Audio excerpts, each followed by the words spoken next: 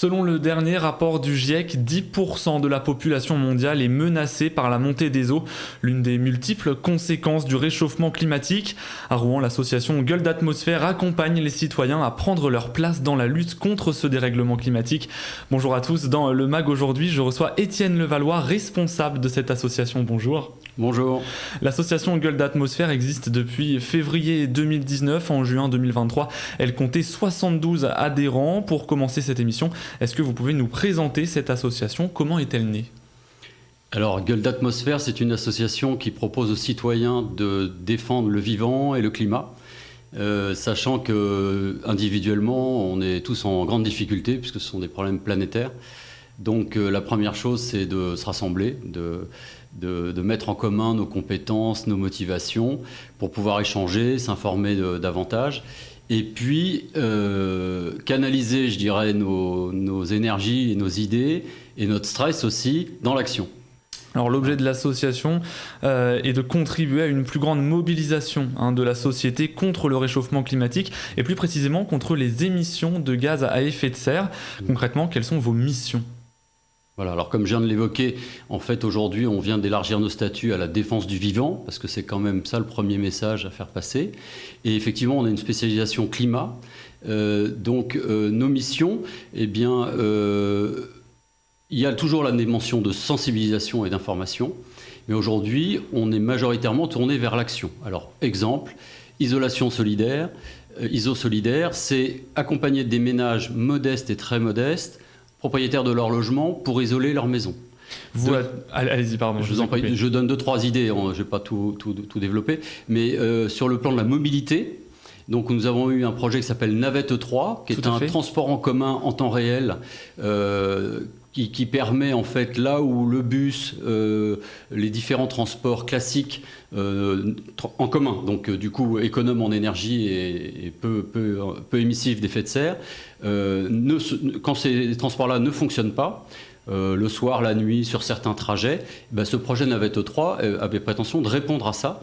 Bon, pour l'instant, il n'a pas été concrétisé, mais nous avons pu travailler avec les services de la métropole à ce projet et donc être apporteurs d'idées. Donc ces citoyens apportent des idées et en parlent avec les autorités en place. Et vous travaillez aussi sur un autre projet, un projet passerelle dont on parlera un peu plus tard dans cette émission. Avant, vous, Étienne, à titre personnel, pourquoi avez-vous décidé de fonder cette association et donc de rejoindre la cause environnementale ? Alors, moi j'ai 57 ans aujourd'hui, j'avais créé une première association en 2005 qui s'appelle Effet de serre toi-même.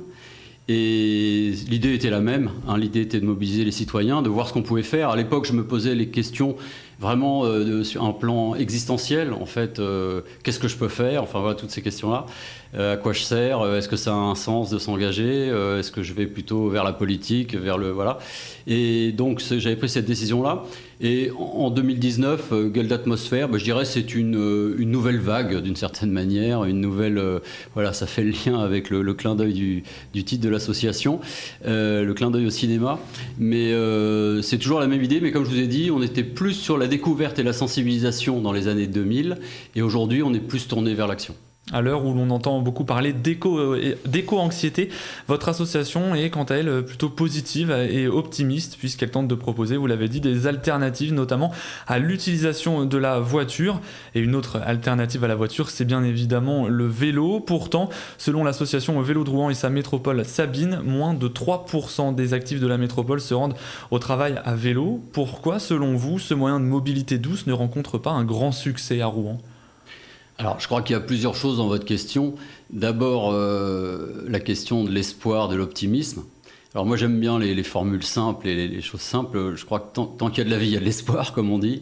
Et c'est important de le rappeler parce qu'on a beaucoup de personnes démobilisées aujourd'hui, très souvent, qui nous disent de tout milieu, de toute formation, je dirais, de toute culture, qui nous disent vous êtes sympas les gars, mais c'est foutu là, on est sur le pont du Titanic, il faut danser la dernière valse. Bon, voilà, mais c'est sérieux, c'est des gens qui pensent ça, qui vous le disent. C'est vrai qu'à Gueule d'Atmosphère, il y a un état d'esprit, mais comme dans beaucoup d'autres associations de défense du vivant, beaucoup plus positif, optimiste, qui pensent que ces 8 milliards d'individus qui, d'une certaine manière, font le problème, si vous voulez, mais en fait, il y a autant d'intelligence, autant d'énergie, autant de courage, autant de de possibilités de changer les choses, de changer le cours des choses.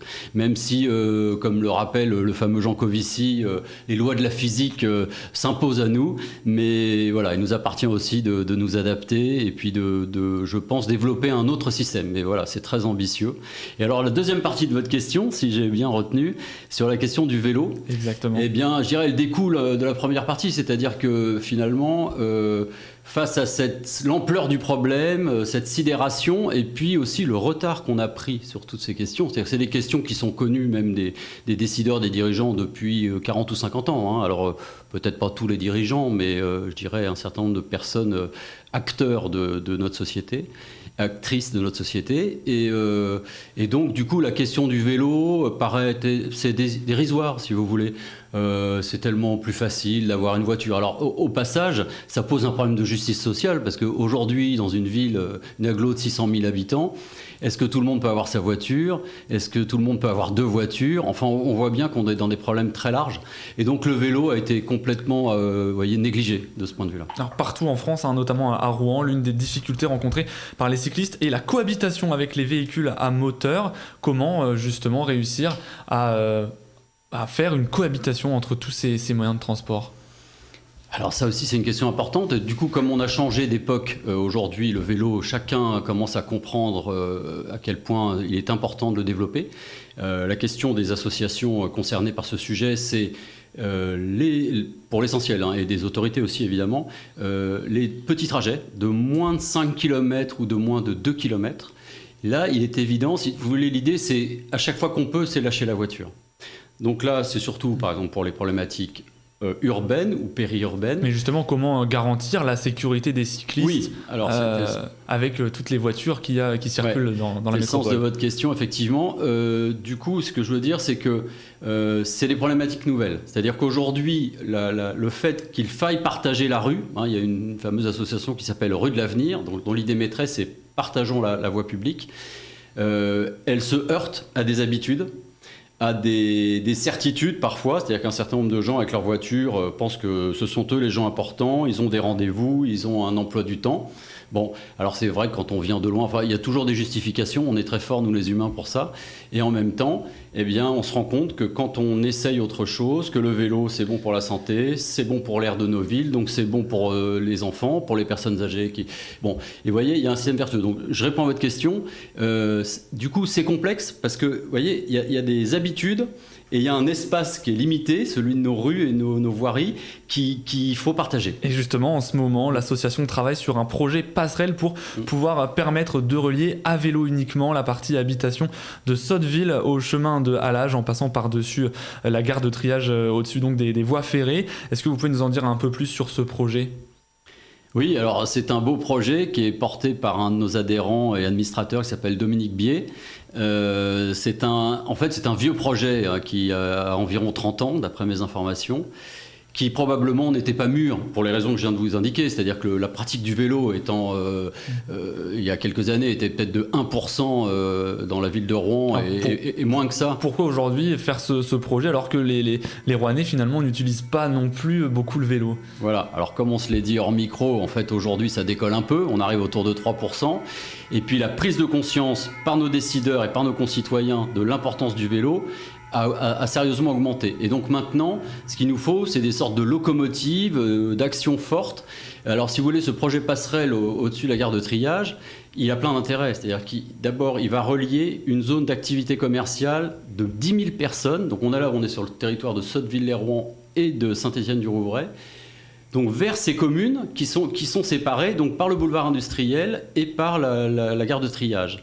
Et aujourd'hui, il existe le pont de Quatremar, le pont d'Oplay, mais qui sont réservés aux voitures. Quiconque se rend sur place, et nous l'avons fait bien entendu, se rend compte que les piétons peuvent passer à la rigueur, mais enfin c'est quand même très étroit, on peut pas se croiser, et les vélos sont en insécurité totale. Donc du coup... Donc si on résume, concrétiser ce projet à Rouen permettrait de favoriser l'utilisation du vélo ? Ce serait une passerelle vélo-piéton. Et ce que je peux rajouter aussi, donc... Mais merci beaucoup, Étienne Levallois. Je suis désolé, c'est tout le temps qu'on avait pour cette émission. Ouais. Je rappelle donc que l'idée de ce projet de faire une passerelle œuvre un peu à l'image du Big Snake de Copenhague. Merci beaucoup d'avoir accepté notre invitation sur Sensation. On peut retrouver plein d'informations et aussi toute l'actualité de l'association sur votre site gueuledatmosphère toutattaché.org. Merci d'avoir suivi cette émission. Vous pouvez la retrouver sur notre site et notre application Radio Sensation.